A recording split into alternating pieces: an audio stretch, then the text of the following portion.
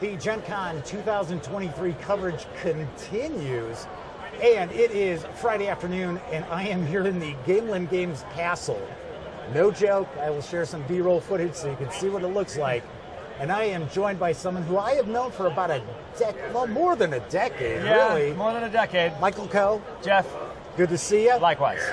There's always cool stuff cooking with Gamelyn Games. You've got a big Gen Con release. It is not a tiny epic game line title, but we'll talk about a new one and something on the near horizon too. But first, let's talk The Last Kingdom. Yes.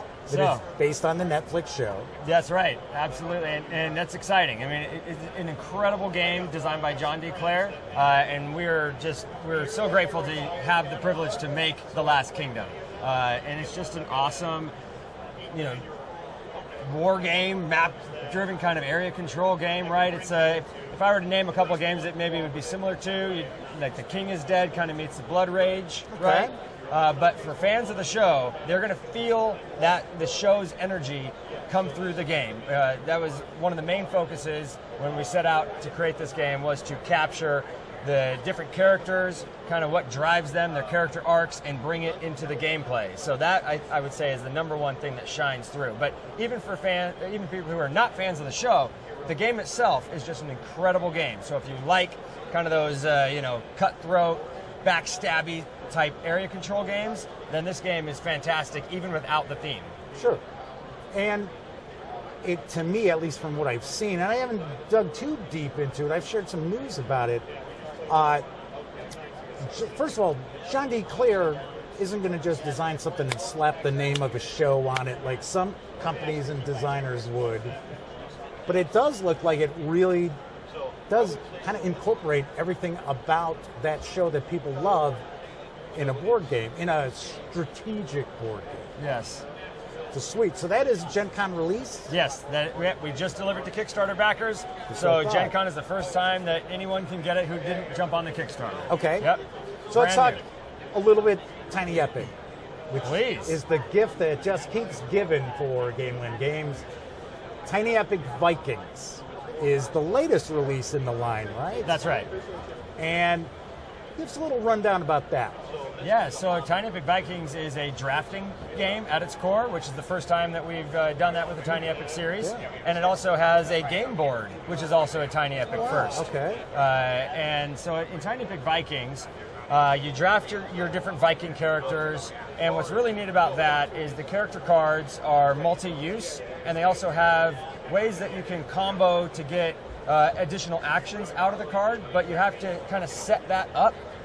So you've got your ships, you've got your Vikings, and you're trying to control these islands, and you get these runes, both from the cards and from area control aspects of the game. And as you kind of do the set collection aspect with these runes, they're going to unlock these bonus actions that you can get. Okay.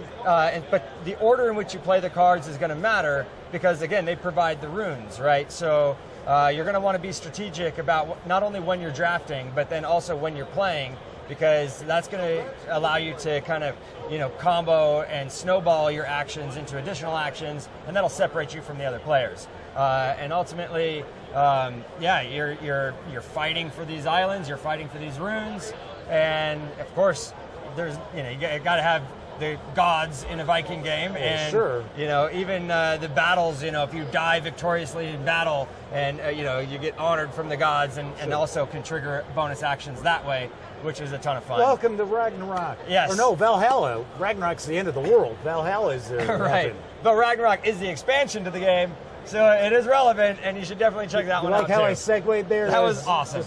Right on in.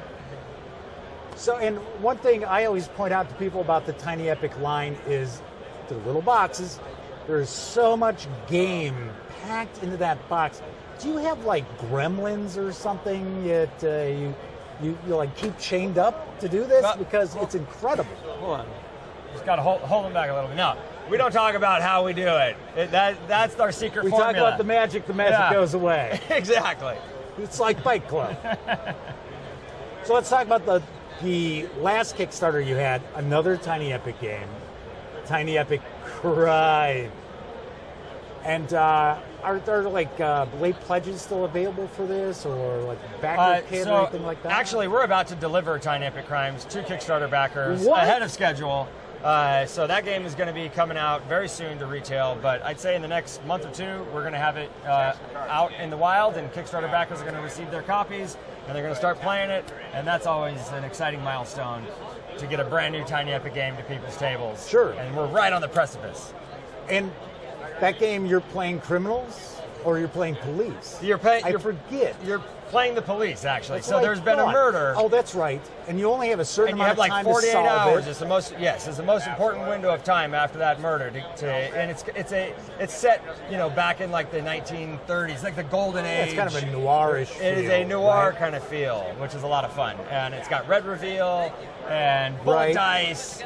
Yes, the bullet dice return from Tiny Epic Western. Yes, but They're different. They dice. are a little They bit look different. They're a little bit different in this one, but it's a fantastic cooperative game. It's just a great deduction style film noir crime fighting game. And I have to ask, since you have the clues and you reveal clues, how many different cases? What about like replayability? Do we have various different murders to solve, or does things change all the time? Yeah, so kind of the core objective of the game remains the same, but the suspect who committed the murder is going to be different for every game, right? Right. And also like attributes that are attributed to that suspect, which are the clues that you're collecting to try to get that evidence information. That's going to be different every game. The map itself is modular and will always be laid out slightly different. So the way the city is, in which matters because certain locations will apply to certain events that come out during the game, because cops can't just be solely focused on one thing. There's stuff happening. Right. The city's burning, and Right. there's stuff happening. They got to pay attention to all sorts of different objectives.